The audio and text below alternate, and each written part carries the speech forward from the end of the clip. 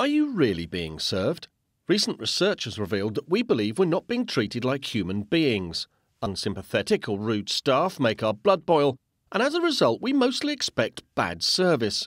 The catchphrase, the computer says no, is kind of prevalent from hospitality through to every sort of service. Half the time when you're on hold you get cut off abruptly and you have to go through all the same rigmarole again. I am quite prevalent on a social media aspect from nowadays, like writing blogs, and I'll tweet. So if I've had that experience, I'll let people know about it, because I think other people should be aware that, you're paying for that experience. You don't want to sit through a meal or get your hair cut by someone who gives you a bad job, really. I think the training's probably not been adequate, personally, and I think they've probably got employing the wrong people. A lot of the time when I'm reading the reviews, I'll go for what's got good service, not necessarily like, oh, the food here was bad. It's vital for Together that we provide excellent customer service. I think we've all had experiences of poor customer services, particularly in the UK, where quite often you don't get through to talk to a real person when you phone up with a query or problem that you've got.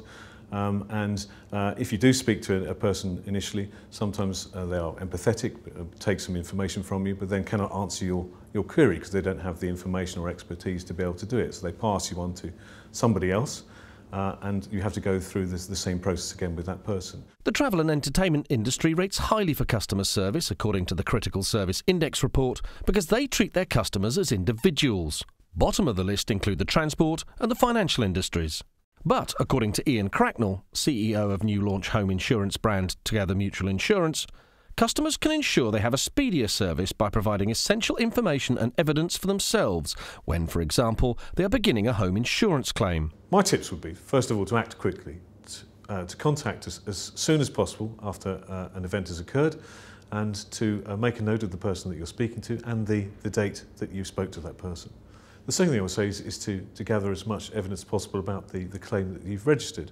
That is any receipts you have for any property, jewellery, etc. that has been lost or stolen, that you have made a note of the date and time that you found the problem had occurred, and that you were able to provide that information to the claim staff that are handling your claim when you speak to them initially.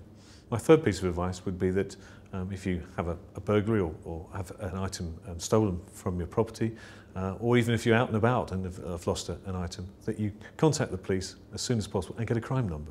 My last piece of advice would be to record everything, to ensure that you make a note of dates and times when you first noticed a claim, or when you first noticed that something was, say, missing from your home, and that you are able to provide our customer advisors with this information when you first contact them, and that will enable them to handle your claim much more swiftly and efficiently. The survey also found that companies that provided good customer service enjoyed repeat purchases, renewed contracts and positive recommendations.